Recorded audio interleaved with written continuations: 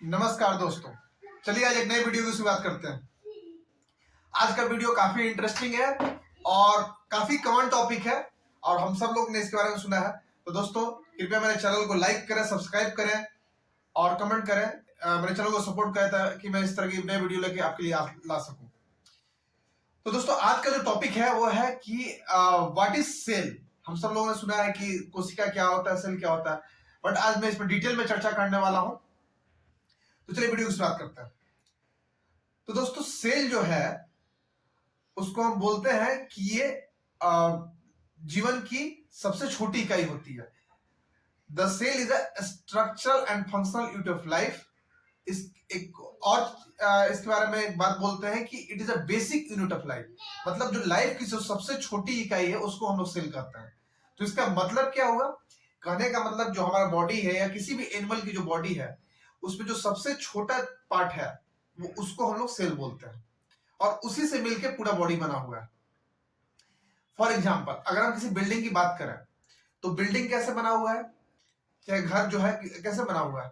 एक घर में रूम्स होते हैं, जो रूम्स होते हैं बहुत सारे क्या कहते हैं दीवार से मिलकर बना होता है और बहुत सारे जो दीवार है वो किससे से मिलकर बना होता है, वो ईंट से मिलकर बना होता है। तो जो ईंट है वही सबसे छोटी इकाई है क्योंकि ईंट को ही जोड़ जोड़ के पूरा बिल्डिंग बना हुआ है। उसी तरह से जो एनिमल्स की बॉडी है या जो हमारी बॉडी है वो क्या सेल से मिलकर बना हुआ है। तो इसीलिए हम लोग सेल को बोलते हैं कि बेसिक यूनिट ऑफ लाइफ। तो बेसिकली होता क्या है कि बहुत सारे सेल्स मिलके टिश्यूज बनाते हैं, बहुत सारे टिश्यूज मिलके ऑर्गन्स बनाते हैं, बहुत सारे ऑर्गन्स मिलके ऑर्गन सिस्टम बनाते हैं और बहुत सारे ऑर्गन सिस्टम मिलके हमारा बॉडी बनता है। जैसे ऑर्गन सिस्टम कैसे हो गया, डाइजेस्टिव सिस्टम हो गया, रिप्रोडक्टिव सिस्टम हो गया, एक्सक्रीटरी सिस्टम हो गया। तो ये सब सारे सिस्टम मिलके हमारा बॉडी बनता है। लेकिन ये सब का जो बेसिक यूनिट है, जो सबसे छोटा यूनिट है जिससे मिलकर ये सब कुछ बना हुआ है, उसको हम लोग सेल बोलते हैं या कोशिका बोलते हैं। तो ये था कि हमारा सेल क्या हुआ। अब दोस्तों मेनली दो तरह का सेल होता है, एक प्रोकैरियोटिक सेल होता है और एक यूकैरियोटिक सेल होता है। तो जो प्रोकैरियोटिक सेल होता है इसको हम लोग क्या कहते हैं, ये जो प्रोकैरियोटिक सेल होता है ये सिंगल सेल, मतलब जो भी यूनिसेलुलर एनिमल्स हैं उनमें प्रोकैरियोटिक सेल पाया जाता है। मतलब जो भी वैसे जीव जिसमें केवल एक सेल है उसको हम लोग मतलब क्या बोलते हैं, यूनिसेलुलर एनिमल।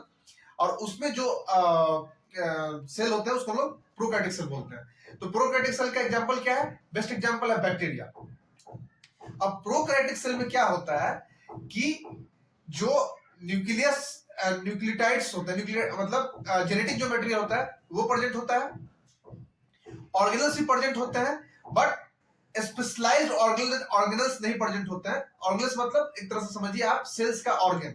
जैसे ह्यूमंस का ऑर्गन कैसे होता है, हार्ट हो गया, लंग्स हो गया, किडनी हो गया, वैसे ही सेल्स के भी कुछ अपने अपने छोटे छोटे ऑर्गन होते हैं जो पूरे ओवरऑल सेल्स के फंक्शन को फंक्शन में मदद करते हैं।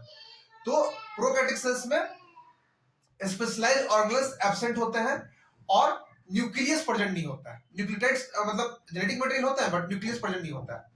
जो दूसरा कैटेगरी है वो होता है यूकैरियोटिक सेल्स। तो यूकैरियोटिक सेल्स ज्यादा स्पेशलाइज होते हैं और इसमें न्यूक्लियस प्रेजेंट होता है और बहुत सारे मेम्ब्रेन बाउंड ऑर्गेनल्स भी प्रेजेंट होते हैं। तो ये मेन डिफरेंस है प्रोकैरियोटिक सेल्स में और यूकैरियोटिक सेल्स में।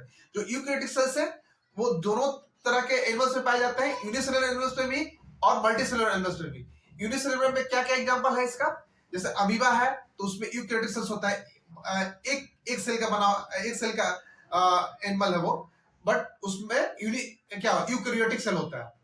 मल्टीसेलुलर में क्या आ गया, प्लांट्स आ गया, एनिमल्स हो गया, अलगी, फंजाई, ये सब सारे मल्टीसेलुलर से मतलब एक से ज्यादा सेल से बने हुए हैं। तो इन सब में यूकैरियोटिक सेल्स होते हैं। अब देखते हैं कि मेनली जो सेल ऑर्गेनल्स होते हैं, जो सेल्स में जो भी ऑर्गन्स होते हैं वो मेनली कौन कौन से ऑर्गन्स होते हैं और उनके काम क्या है।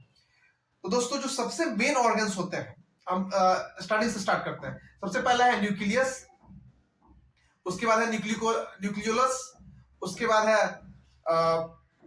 एंडोप्लाज्मिक रेटिकुलम, उसके बाद है Golgi apparatus, mitochondria, lysosomes, Golgi apparatus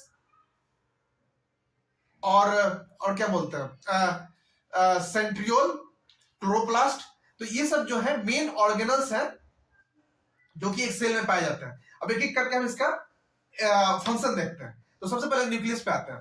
तो दोस्तों जो न्यूक्लियस है, एक तरह से हम कहेंगे कि सबसे मेन ऑर्गेनल्स है और सेल का।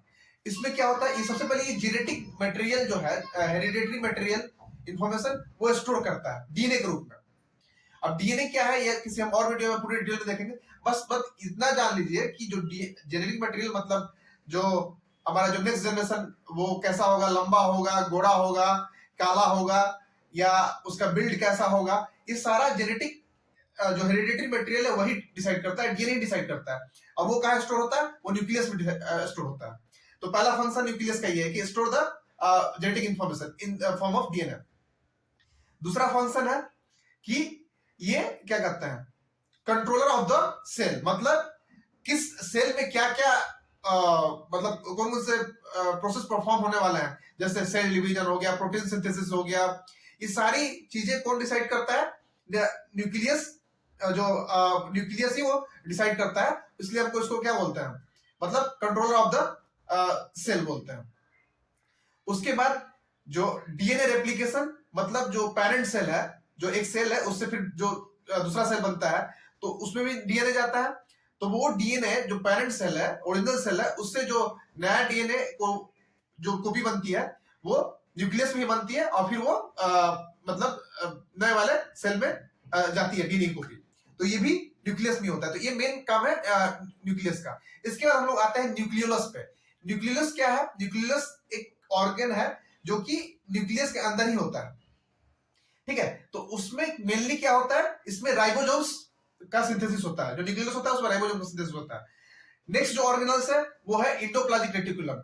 तो इंडोप्लाज्मिक रेटिकुलम क्या करता है, इंडोप्लाज्मिक रेटिकुलम होता है वो जो सेल, जो न्यूक्लियस के मेम्ब्रेन से पूरे जो सेल में है, सेल के बॉडी में, वो ऐसे ऐसे मतलब स्ट्रक्चर टाइप होता है, रफ स्ट्रक्चर, वो पूरा फैला होता है। तो इंडोप्लाज्मिक रेटिकुलम जो होता है वो राइबोसोम्स की मदद से प्रोटीन सिंथेसिस करता है और उसको स्टोर करता है। उसके बाद है गोल्गी एपरेटस। गोल्गी एपरेटस क्या करता है, वो मतलब क्या करता है, पैकेज ऑफ जो प्रोटीन्स होते हैं, बंडल्स होते हैं, उनको पैक करता है, और जहां पे जरूरत होता है प्रोटीन सिंथेसिस प्रोटीन का, वहां पे उसको ट्रांसपोर्टेशन में काम करता है गोल्गी एपरेटस। उसके बाद जो नेक्स्ट है वो है हमारा लाइसोसोम्स। लाइसोसोम्स को हम लोग suicidal bag of the cell भी कहते हैं। तो लाइसोसोम का काम क्या है कि जो भी सेल खराब हो जाते हैं या जो कि इन्फेक्टेड सेल है, उनको वो जाके खत्म करता है। उसमें बहुत सारे ऐसे एंजाइम्स होते हैं जो कि उसको मार देते हैं, तो इसीलिए हम लोग इसको suicidal bag of the cell करते हैं। उसके बाद जो है, इसके बाद होता है क्लोरोप्लास्ट। तो क्लोरोप्लास्ट मेनली क्या करता है, प्लांट सेल में होता है। तो क्लोरोप्लास्ट में एक होता है पिगमेंट जिसका नाम है क्लोरोफिल। तो क्लोरोप्लास्ट में बेसिकली क्या होता है कि फोटोसिंथेसिस के द्वारा खाना बनता है, और खाना से एनर्जी मतलब जो प्लांट सेल्स होता है वो एनर्जी लेते हैं, ग्लूकोज का फॉर्मेशन होता है। और ये कौन करता है, क्लोरोफिल करता है। क्लोरोफिल कैसे करता है, फोटोसिंथेसिस प्रोसेस द्वारा सन का लाइट लेके और फिर H2O से रिएक्शन करके फिर ग्लूकोज बनता है।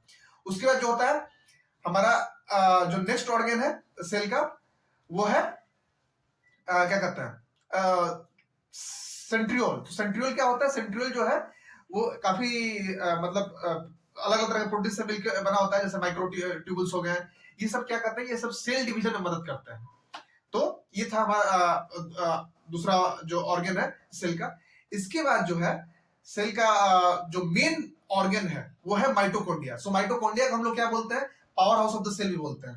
Power house of the cell क्यों बोलते हैं, because this creates ATP through the respiration process, ठीक है। तो माइटोकॉन्ड्रिया में क्या होता है, एटीपी जनरेट होता है। इसको हम लोग power house of the cell बोलते हैं, क्योंकि एटीपी ही वो क्या करता है, मतलब एनर्जी है जिससे सेल अपने सारे काम एनर्जी पाता है और अपने सारे काम सारे जो फंक्शन से परफॉर्म करता है। इसलिए हम लोग को एटीपी को हम लोग करेंसी ऑफ द सेल भी बोलते हैं।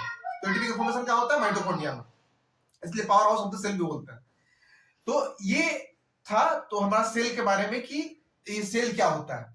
और जो प्रोकैरियोटिक सेल्स है वो सबसे पहले आया था एग्जिस्टेंस में इस अर्थ पे, उसके बाद यूकैरियोटिक सेल आया। और जो सबसे पहला सेल है वो हमारा लगभग 4 बिलियन ईयर्स अगो पहले आया था।